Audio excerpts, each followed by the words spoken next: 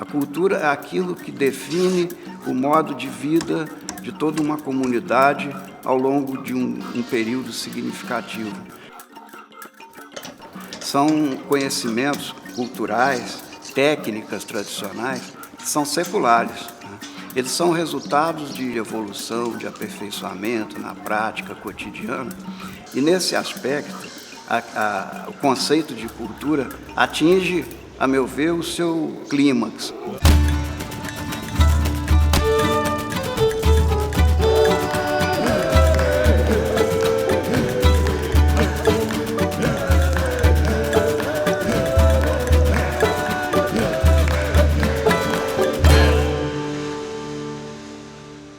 Meu nome se chama José da Paixão Pereira.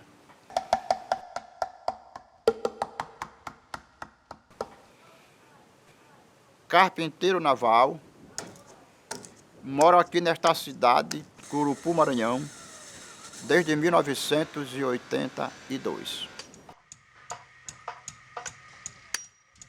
A arte de fazer torto, que você começa um barco, só a quilha, a espinha do assado do barco é reta. Daí, tem mais não. As cavernas já saem aqui, ó. Tudo aqui torto. Tudo agora vai ser torto. Tá certo? Então, e por que tudo é torto? É para ficar certo. É para ficar certo. É engenharia ou não é? É engenharia. Agora, é uma engenharia natural. Tá certo? Que não tem diploma, você não tem curso nenhum, mas é uma engenharia natural.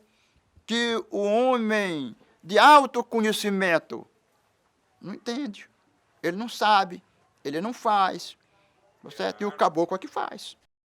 É fabuloso o conhecimento que eles têm das propriedades hidrodinâmicas de cada casco, em cada região. E levou muitos anos para poder fazer isso, mas a gente começou a incorporar essas características em barcos modernos como esse aqui. Quer dizer, usar o casco como um casco de encalhe, usar os mastros inclinados, a fibra de carbono permite isso. Eliminar o estaiamento, quer dizer, esses quase tabus da construção naval acadêmica, digamos, a gente pôde quebrar e fazer coisas muito mais interessantes e muito mais simples, recuperando essas características locais.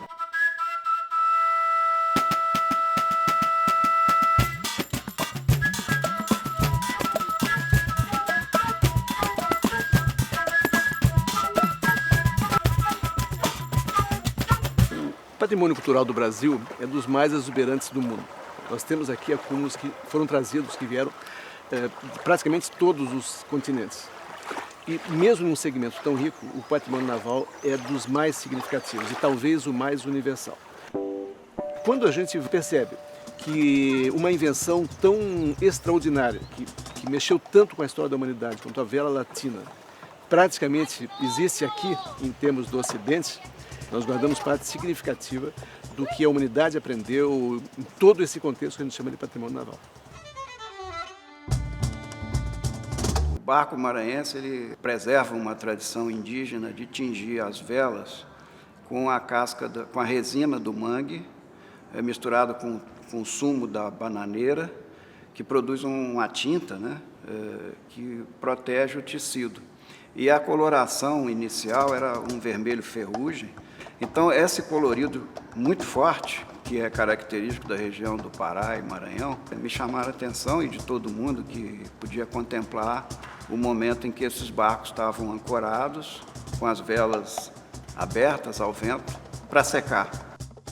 Dentro dessa diversidade de modelos que nós encontramos aqui, o que mais nos sensibiliza, nos apaixona, é a história da canoa costeira, que na linguagem náutica oficial traz o nome de cutter. E esse modelo maranhense, ele é muito interessante, diferente, só existe no mundo inteiro, no Golfão Maranhense, né? E está em extinção, por isso mesmo. Ele tem características surpreendentes, como a proa chata.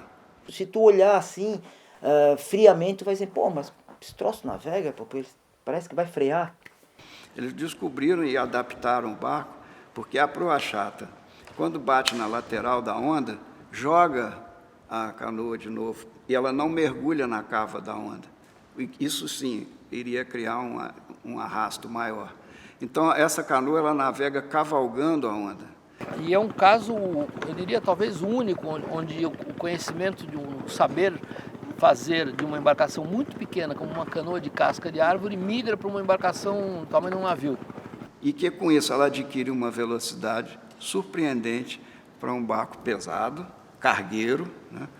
E que tem um pano muito vasto e que dá o resultado de 10, 11 nós numa travessia com vento de través. E o pano, sem precisar de elaborar o pano, sem precisar de rizar o pano, porque ele tem um formato de V entre a retranca e o pique. Quando há excesso de vento, que o barco inclina muito, essa mola formada por essas duas coisas se aproxima, forma uma bolsa no pano, o excesso de vento escapa pelo alto e, como uma mola, ela volta para a posição vertical, uma técnica que foi aperfeiçoada durante muitos séculos e que resultou nessa simplicidade genial de conduzir um barco pesado, com 3 marinheiros, ou 4 no máximo, e conseguir carregar 6 toneladas de carga de um lado para o outro, sem ter esse trabalho todo no barco. Do ponto de vista estético, talvez seja o barco mais notável do Brasil. Do ponto de vista construtivo, ele pode ser colocado como um dos mais importantes do mundo, dentre todos os barcos nacionais do planeta.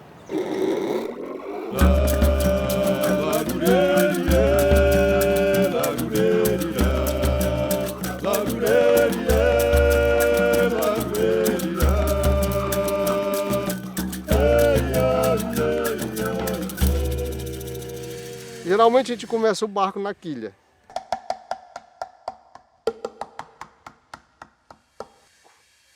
A gente faz logo o modelo dele aqui, talha-mar, quilha.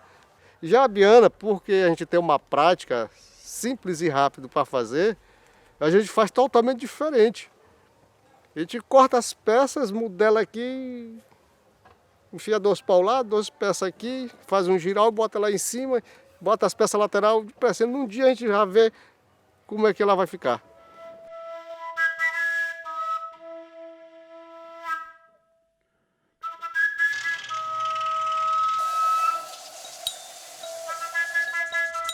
Vindo ali do Ceará, tem as bianas ou a canoa de risco.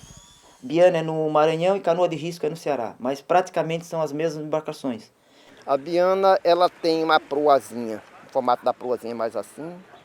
Ela é aberta, um toldinho atrás. O leme dela é bem profundo. Então, se tu for ver, tu pegar ela por fora, o leme ultrapassa a linha de baixo da embarcação. Então, ele serve como uma bolina. Então, eu acho que isso aí é um detalhe que as embarcações portuguesas utilizavam muito isso.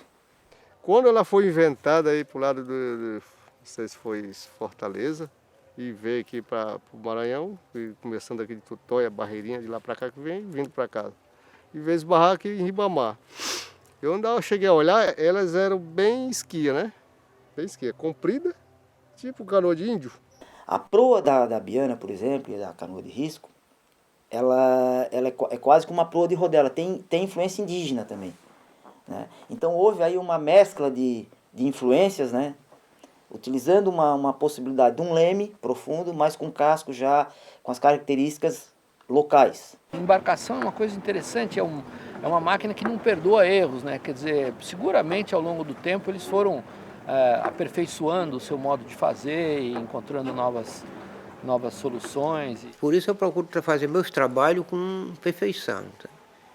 Serviço que eu vejo que não presta, eu condeno, faço diferente, né? Porque lá no mar, o mar não tem cabelo para ninguém se agarrar, né?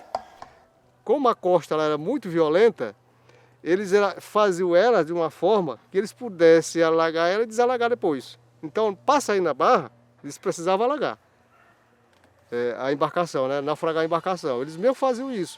E na hora de entrar na barra também, por causa do mar que era muito violento na entrada de barra, eles amarravam tudo e alagavam a embarcação e o agarrado nela. Essa era a biana. Só que chegou aqui em São José de Ribamar, a pesca foi mudando, né? A pesca foi mudando, foi ficando mais longe. Ficando mais longe, o mar é mais bravo. O equipamento para levar é maior. E quando se trata de um equipamento maior, tem que ter uma embarcação com mais estabilidade. E que a gente foi aproveitando o nome da biana e o modelo e fomos só aperfeiçoando. Hoje você vê biana aqui de vários modelos, né? E você olha assim de longe e pensa que é um barco, mas é uma biana.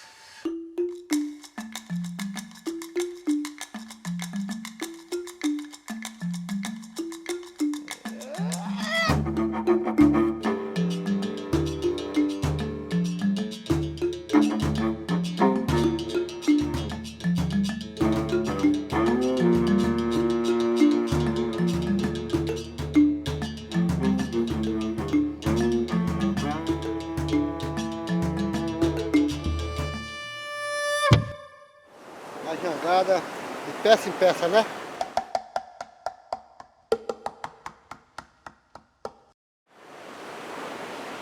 Cadastro, patião, cepo, banco, esteque.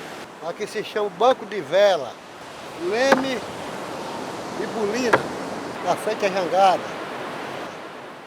Olha, não tem coisa mais primitiva do que uma jangada. A única coisa que eu preciso para construir uma jangada é simplesmente uns paus roliços, entre aspas, um facão e uma veruma.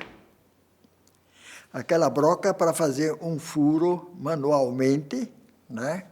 Que atravessa inclusive toda a jangada.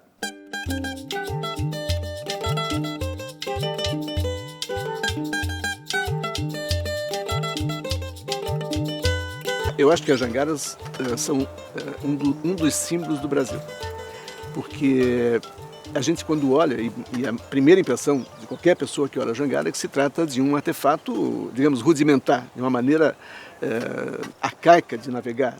A jangada para navegar precisa então um timoneiro. O timoneiro, ele manipula o leme. E além do leme, que tem aqui essa forma esquisita de um remo, serve também como auxílio da bolina.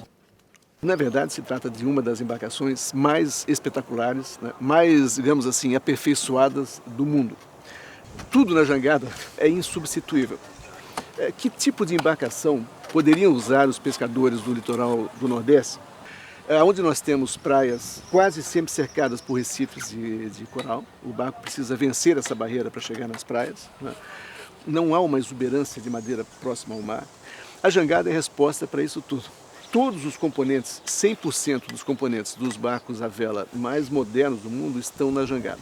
Talvez o mais significativo da capacidade de navegar da jangada sejam os furos de vela. Eu trabalho com um furo do canto. Esse aqui se chama furo do canto. Esse daqui do meio, esse aqui de bolina. Só os últimos barcos com mastros de fibra de carbono, com materiais compostos, conseguem fazer flexões apreciáveis, mas isso com muita força, com catracas, com muita dificuldade. O sujeito faz isso simplesmente mudando o lugar na carlinga. Né?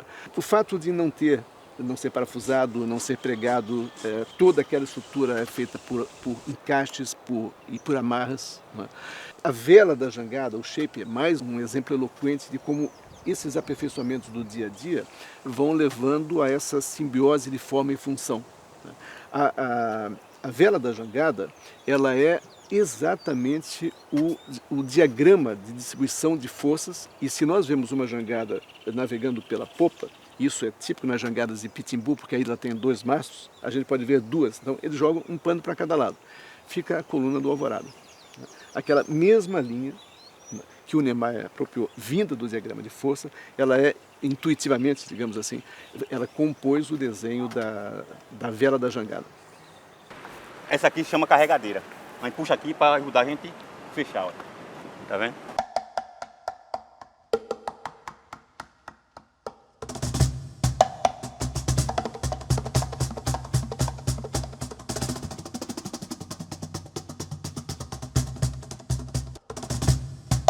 Qual a finalidade dessa conchinha aqui?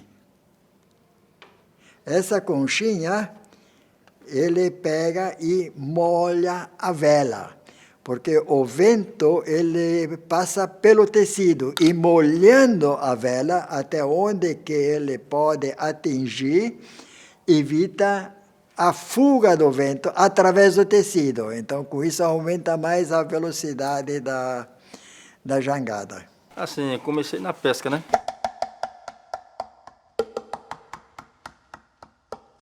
E sempre tinha aquela vontade de ter uma jangada, um barco, né? Eu olhava e fazia. E até hoje comecei e só termino agora quando morrer. O mais que eu gosto é isso aqui. A minha obra é essa aqui.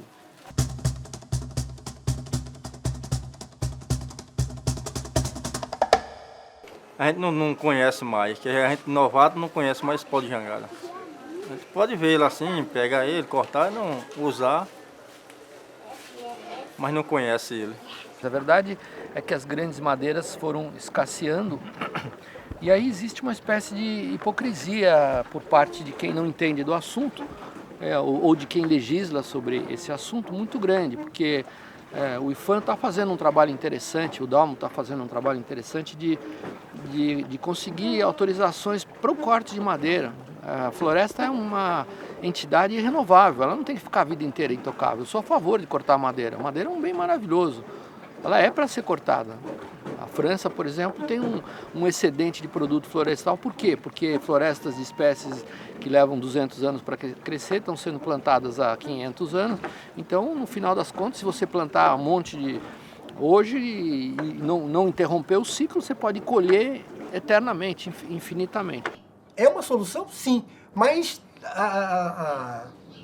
a linha do tempo dos problemas das grandes navegações, quando aqueles impérios construíam florestas próprias para a construção naval, para a indústria naval, a noção de tempo deles era diferente da nossa.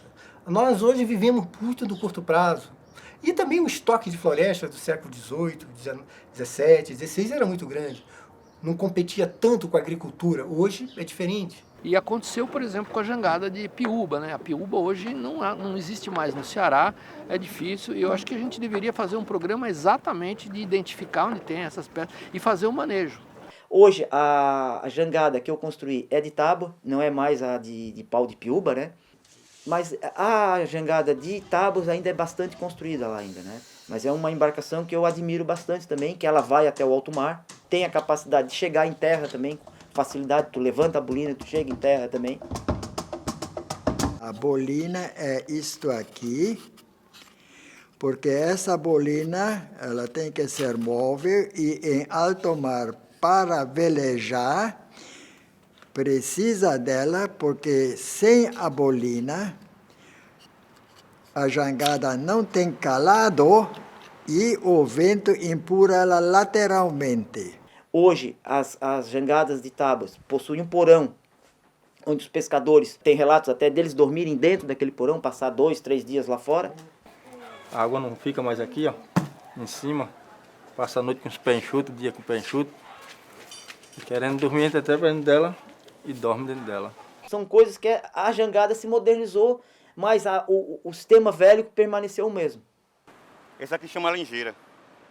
Porque esse aqui é para aguentar o peso do mar, do vento, para não cair ela para frente, não arriar o banco.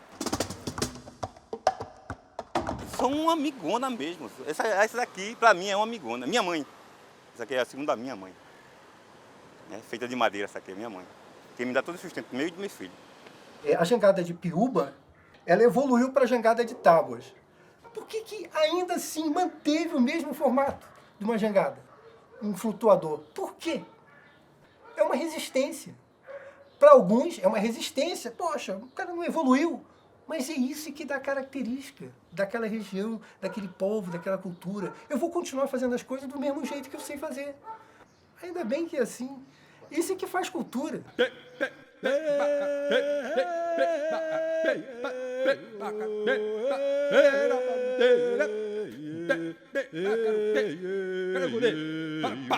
Se eu gosto, eu gosto, eu gosto.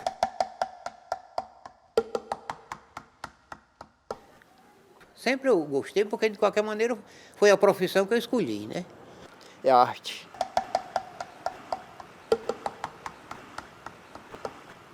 Porque a arte, a engenharia tem que ter um engenheiro. E a arte é aquilo que você traz de nascença de cabeça, de dom. Eu era pescador. Aí quando eu fui para Maré, aí amanheceu um dia, a minha esposa, que eu sou casado 2 vezes, a minha primeira esposa disse, Deja, falta leite para a menina. O derradeiro eu estou fazendo agora de manhã. Aí então eu disse a ela, eu vou para Maré para ganhar dinheiro para comprar o leite da menina. E quando voltei, peguei só um tiquinho de peixe de nada, que não deu para nada. Aí eu disse à minha esposa, eu vou procurar um trabalho. Vou deixar de pescar. Isso não dá para mim, não. Hoje, o grande problema de continuar a construir embarcações de madeira é, obviamente, a questão de preservar as florestas nativas. A madeira foi subindo, foi ficando mais caro, foi ficando mais difícil, e isso hoje tem sido a nossa maior dificuldade para construir. Afracou muito, sabe? A construção do barco, está meio fraco. Por quê? Porque em tudo que apareceu mais gente, né? A madeira de sicupira que a gente fazia, barco de sicupira, não podemos mais fazer por causa que é proibido cortar sicupira, né? Porque a madeira é o seguinte, desse barco aqui é piquirana, é pau d'arco, é sucupira. Então o IBAMA não quer que tire essa madeira, então é o problema que a gente tem. É uma questão difícil de resolver, né? Dado, como dizer, da situação com que estão as nossas florestas nativas. Você permitir que um grupo disponha de madeiras e não outro é uma questão que precisa ser tratada de uma forma muito delicada e até política. Porque esse grupo pode dispor de madeiras para construir, para ter o seu meio de trabalho e outros não.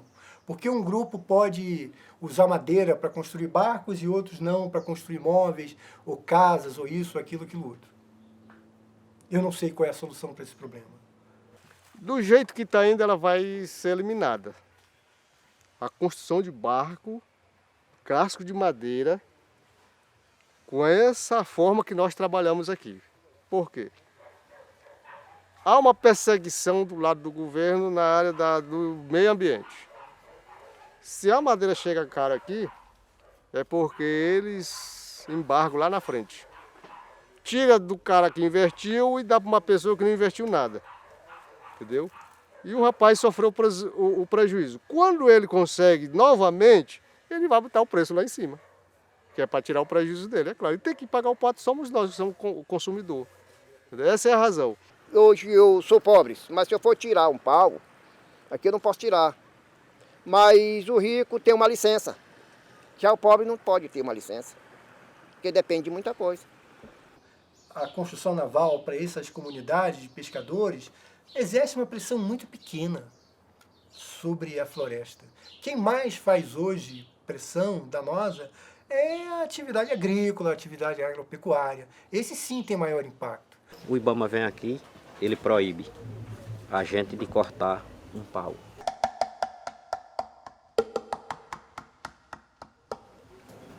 Ali no lugar onde a pessoa corta um pau, nasce 4, 5.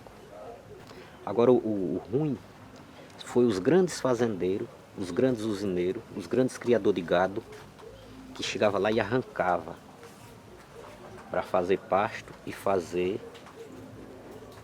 os grandes canaviais. Esses sim destruía, mas nós pequenos nunca destruímos a natureza.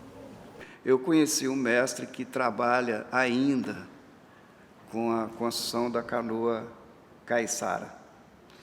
Ele tem 81 anos e ele está construindo a última canoa caiçara lá na Mata Atlântica, num lugar chamado Ubatumirim. E ele me disse uma coisa: professor, a madeira utilizada na construção de uma embarcação não é uma árvore que morre. Não é uma árvore que morre. Essa árvore vai dar vida a uma canoa que vai sustentar uma família por 30 anos.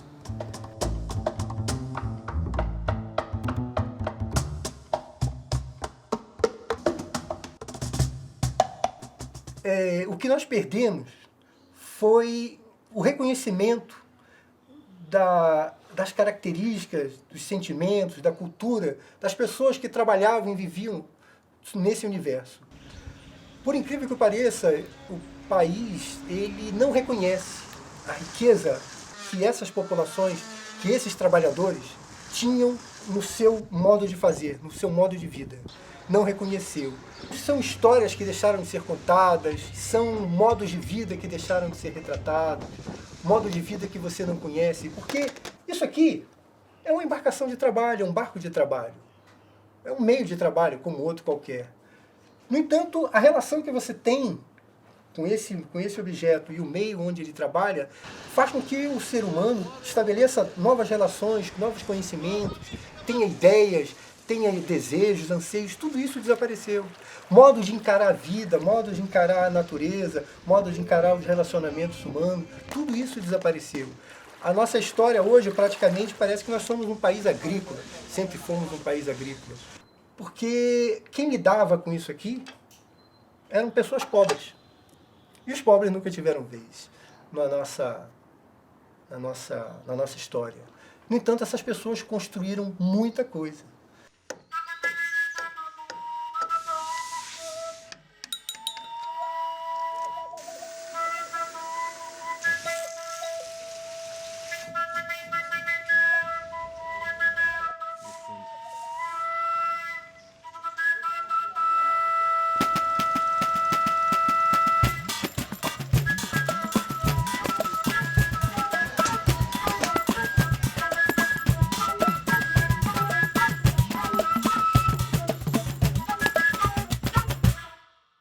O Rio São Francisco quer dizer, conhecido como Rio da Integração Nacional, né? O Velho Chico e tal, é outro dos lugares, realmente integra o que a gente pode identificar como sendo o coração do Brasil.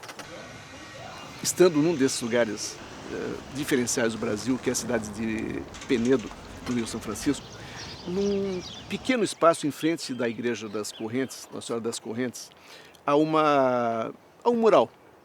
E alguém colocou lá o trecho de uma carta do Pedro II, Dom Pedro, imperador do Brasil, quando visitou Penedo, eu acho que já no fim do reinado. E o que chamou a atenção do Dom Pedro foi a exuberância e o número de barcos à vela que cruzavam aquela paisagem do Rio São Francisco em frente a Penedo. Que aqui já teve coisa boa aqui.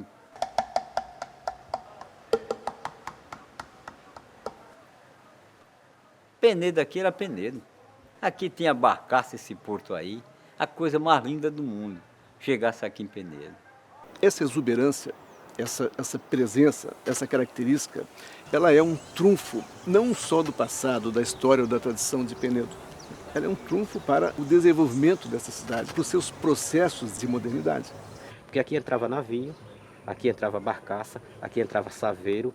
Hoje, as partes mais fundas dele talvez não tenham 20 metros.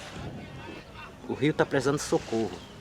Ninguém vê mais um mandinho aqui, não vê um pirá, não vê uma tubarana, não tem mais um capadinho. surubim, tudo acabou-se aqui no rio. Tudo tinha de fartura. Camurupim, camurim, tudo tinha de fartura. E hoje não existe mais. A represa acabou com as madeiras, afogou aquelas madeiras, como eu trabalhei muito com madeira que chegava aqui, tinha que passar meses, as taubas aí para escoar aquela água que vinha, cheia d'água. E assim, você vê esse estaleiro, a qualquer momento vocês podem até vir aqui, ele não tem mais.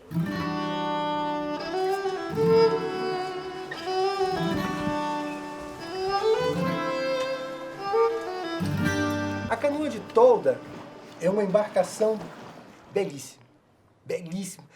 A cromagem, a textura das tintas, a organização dos desenhos, o formato do casco, é uma embarcação única, única mesmo. Ela foi resultado de uma adaptação de outros modelos e ela suplantou a barca do São Francisco, porque os barcaceiros daquela região não acreditavam que uma embarcação movida a vela pudesse navegar no Médio São Francisco. Só que na época da minha meninice, aqui tinha muitas. Tinha muitas. Tinha vezes de só aqui nesse porto ter 10 canoa de tolda.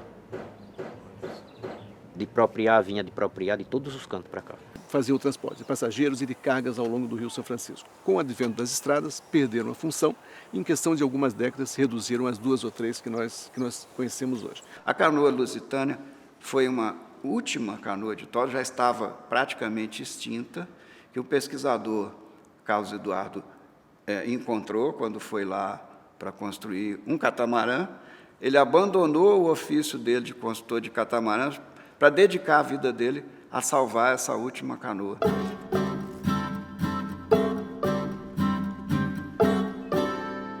Nós sabíamos que essa canoa já existia, né? Nós tínhamos conhecimento dessa existência, ela nunca foi avistada. E também nós tínhamos conhecimento de que havia uma busca por parte do IPHAN da intenção de comprar uma canoa dessa para levar então para o Museu do Mar, que estava em fase inicial, né? Então nessa viagem nós tivemos essa primeira visão lá num lugar chamado Gararu, é no sertão de Sergipe, foi no final de tarde, em dezembro de 97, me lembro como se fosse hoje. Ela apareceu lá embaixo, né, com os panos abertos, e aí aquela imagem ela ficou inesquecível. Ela era a última canoa em atividade comercial aqui no Baixo São Francisco, era a derradeira, não tinha mais nada.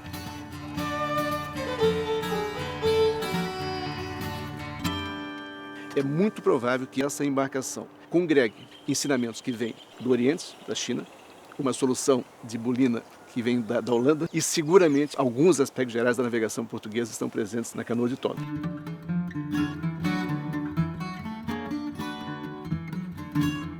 Ela é uma amálgama de todas as tradições, né, que os portugueses trouxeram para cá, já com as suas navegações anteriores e a tecnologia nativa. A construção dela é típica da construção de uma embarcação de um casco, de um pau só, que foi seccionada na linha central para, aos poucos, ela ganhar mais capacidade de carga, né? Então essa canoa ela é lavrada, ela não é feita de um pau só, mas é lavrada. Então as cavernas são lavradas. Então o nosso trabalho de restauro com ela, o único ferramental elétrico que foi utilizado foi uma furadeira.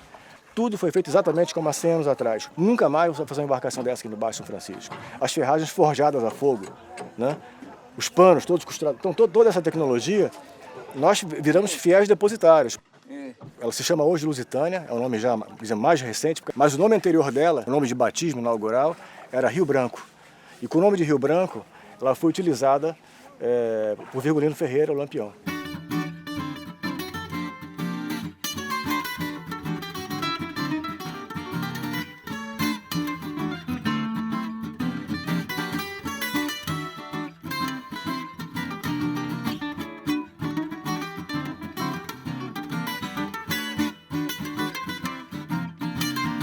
Os grandes projetos de desenvolvimento com as hidrelétricas, os canais de transposição, precisam levar em conta a problemática cultural. E na nossa impressão, a canoa de tolda lusitânia, com a sua organização, com a representatividade que ela tem ao longo do rio, ela pode ser um parâmetro da navegabilidade, digamos, da condição de fluidez do rio. Até porque milhares e milhares de pessoas vivem ainda da pesca, né? Eu acho que esse fator precisa ser mais reconhecido nos processos gerais. É provável que ações importantes de desassoreamento, eu não sei se de canais, mas é preciso conviver com o Rio São Francisco preservado.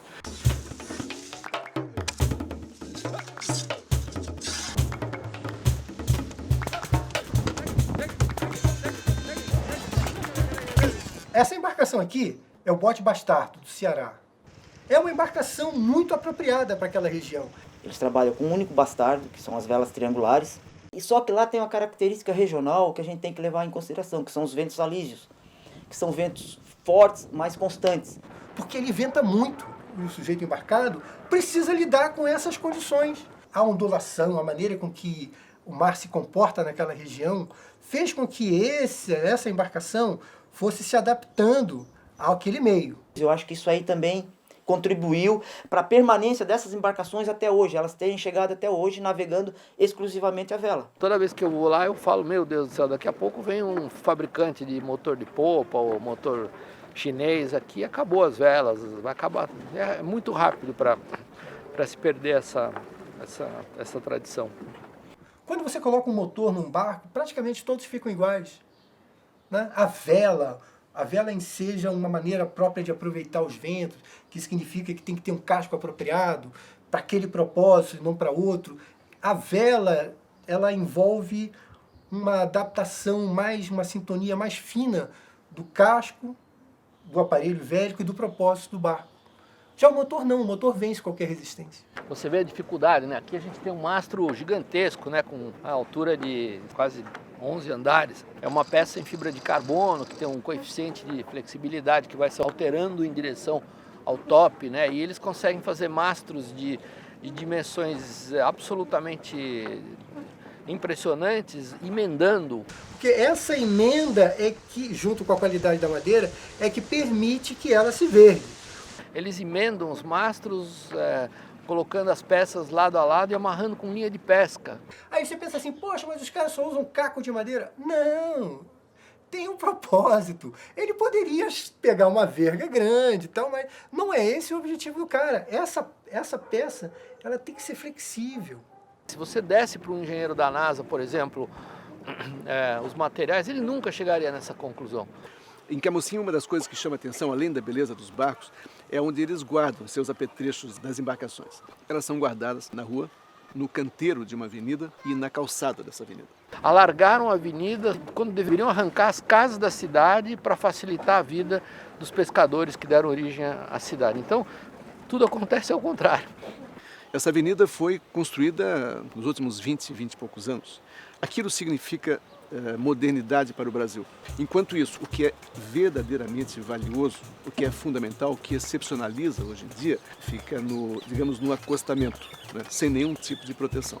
Eu sempre achei absolutamente sintomático em relação ao patrimônio naval, em relação a como nós entendemos nossas noções de conforto urbano, de qualidade de vida, de modernidade, o tratamento que se dá às velas, às retrancas e às vegas de Camocim. Cada vez que se vai a Camocim, cada vez que se tem notícia, se sabe que um barco está deixando de ser conservado, que o mestre está com dificuldade de conseguir os tripulantes. Em suma, um universo riquíssimo do patrimônio naval do Brasil e que precisa de um olhar diferenciado.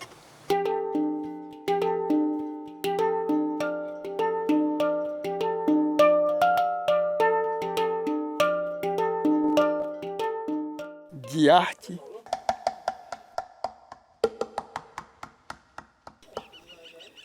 Eu já tenho 62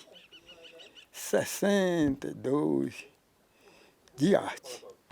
Essas duas partes aqui são os dois frades. Esse não tem vela de pena. A vela de pena é só os bordos. Cada um carpinteiro tem um graminho diferente um do outro.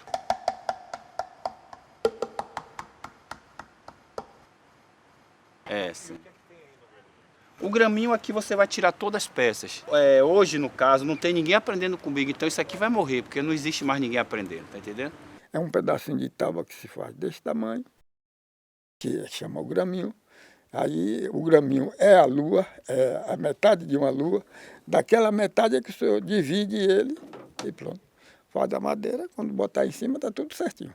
Tem todas as características geométricas de desenho de um saveiro. Todas. Ali é o computador. É um computador que é uma única peça riscada de madeira e eu achei até o manual de como se faz o graminho.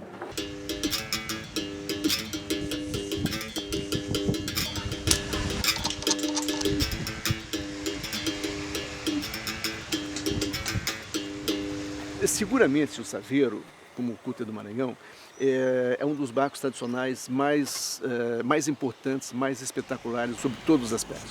Aqui, esse daqui chama-se guarda-marra. Aqui é o tamborete. São madeiras muito grossas, ela é de uma força, é de uma imponência. Não tem um trabalho refinado, mas ela tem uma brutalidade impressionante. Capacidade de carga, capacidade de navegação, a possibilidade de ser manejado por poucos tripulantes, a sua sensibilidade ao vento, a capacidade de se adaptar rapidamente às mudanças bruscas de vento que acontecem na Bahia.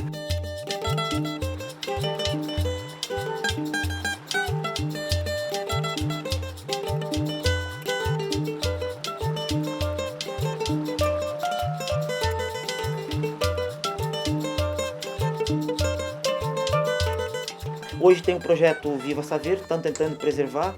O pessoal está reformando e entregando para os saveiristas, né, para que eles preservem. Então está vendo que é bem difícil, né? Por quê? Porque não tem atividade econômica para manter a embarcação. Embarcações fluviais, grandes canoas de viagem, todas desapareceram.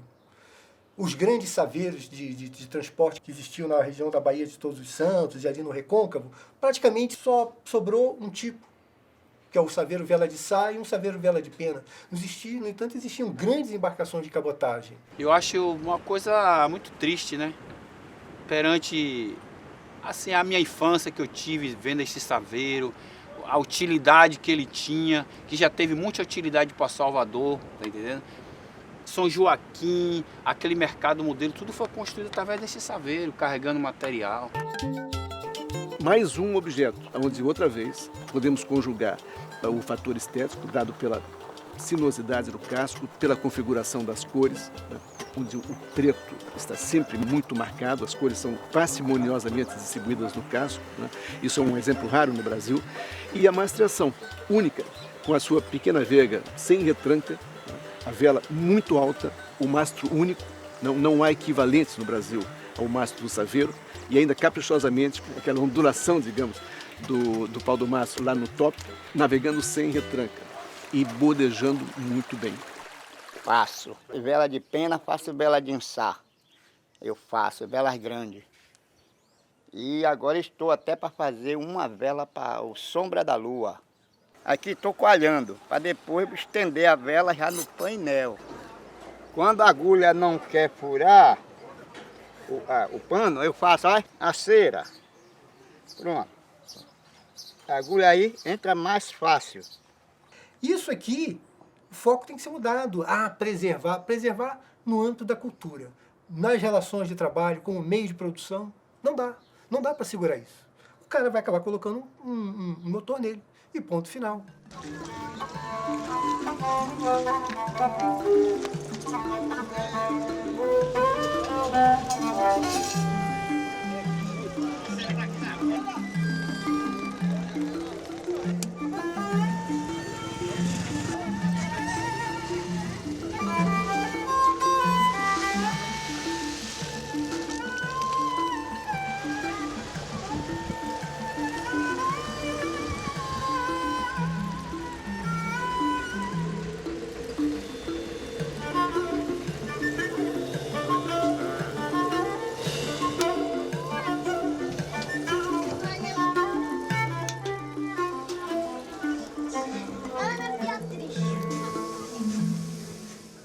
O único meio de transporte é o barco.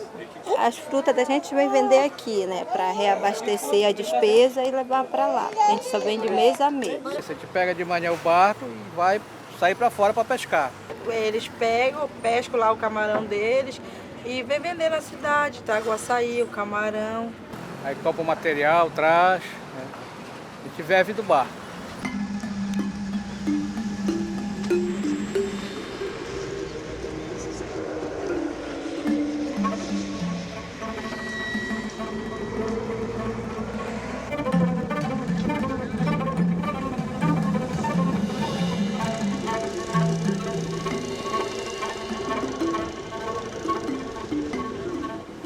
Aí mais logo te retorna, torna a voltar de novo. É assim, o dia todo. E se nós também não tiver o barco, a gente não vem até a cidade, tem que atravessar o rio. Se um barco, vamos supor que é uma casa sem teto, né?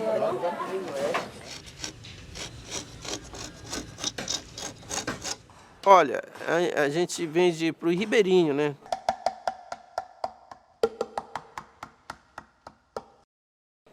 Para aquele pescador, o tirador de açaí, para o pescador de camarão, entendeu? Então a gente tem a população toda. Quem mora no interior precisa de um deslocamento, precisa de um carro, vamos dizer. Na cidade é carro, no ribeirinho é casco, é barco, é lancha. O que será dos ribeirinhos sem os barcos e os carpinteiros para construir eles? Entendeu? Então, envolve muita gente, todo mundo precisa um do outro do que se faz.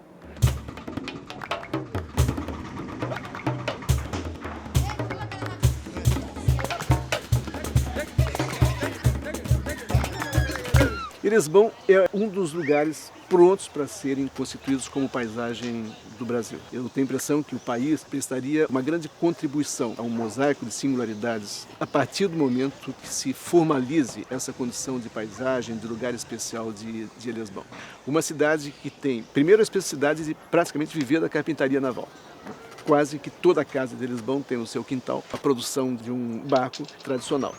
E depois da especificidade de um pequeno lugar que vive sobre o rio Amazonas e faz dessa vivência realmente um fator de qualidade de vida quase que insuperável. O conhecimento de quem vive na floresta, de quem precisa encontrar soluções é extraordinário, né? Então é isso que explica a existência desses personagens fantásticos brasileiros, que são esses sujeitos que nem alfabetizados são. Eu não estudei nada.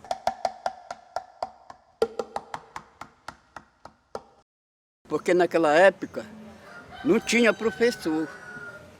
Só estudava filho de comerciante que ia buscar professor lá em Belém, não sei por onde.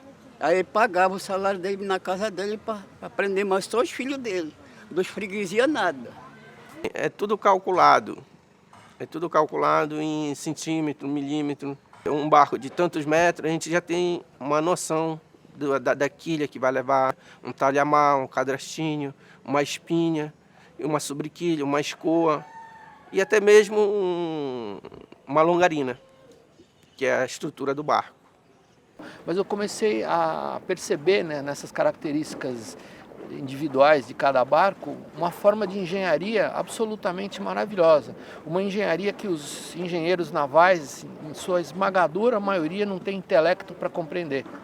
Porque não tem formação e principalmente porque o engenheiro naval brasileiro não navega. Há uma emoção grande saber que aquilo ali eu construí sem nenhum papel ali desenhado, nada, tudo tirado da cabeça, da mente. Saber que você tem talento para aquilo, entendeu? E saber que você fez, começou ali do nada, sem ter nada projetado, só na cabeça mesmo. Nessas regiões isoladas, a gente percebe que o uso do barco regional, do barco tradicional, é uma forma de convívio também das pessoas, das famílias, da comunidade, da sociedade. Todos esses madeireiros que tiram madeira, todos esses pescadores, todas essas pessoas que moram no interior, se não tiver uma embarcação, eles não vêm para a cidade porque não tem condição. O Brasil é muito diverso nas suas populações, nos seus ecossistemas, nas suas regiões, no propósito com que as embarcações são usadas. Embarcações de transporte, embarcações de pesca, a adaptação contínua da resolução de determinados problemas que o trabalhador, que o carpinteiro, que o pescador tem, isso vai fazer com que ele vai refinando a percepção dele e vai vendo aquela relação de causa e efeito. Oh, se eu fizer isso no barco, acontece aquilo. Isso aí fez uma vez, fez duas vezes, funcionou. Então, isso produzir alguma coisa, produzir um conhecimento. Ele adapta, coloca esse conhecimento no barco. Quando eu estava fazendo o Mestre Belo, o responsável, encarregado desse serviço, lá de São Paulo, levou uma fotografia do encavernamento do meio do barco para frente. É uma coisa linda por dentro. Lá ele mostrou para um amigo dele, engenheiro. Ele disse, olha, rapaz, vou te mostrar uma engenharia lá do interior, lá do Maranhão. Ele disse, olha, mostrou para ele a foto e disse, isto aqui não é engenharia como a sua, isso aqui é feito de cabeça. Não acredito. Não, isso aqui não tem nada Isso aqui é feito na cabeça. O homem não acreditou. Um dia, quando nós estávamos tentando explicar para um mestre da nossa dificuldade como técnicos de medir uma embarcação, eles riam da gente, porque a nossa equipe ficava horas ali medindo o barco, levava para o escritório, não conseguia desenhar o projeto. Na primeira vez, nós ficamos 2 meses para medir uma canoa. E aí, eu tentando explicar a nossa dificuldade, eu falei, mestre, mas é porque nós arquitetos, engenheiros, estamos acostumados com a linha reta, com os prédios, e o barco é todo, ele tem curvas para todo lado, e não tem um plano certinho para a gente se referir. E ele ficou rindo para mim, olhando, e falou assim para mim, nós fazemos o barco assim todo torto, para ele ficar direito na água.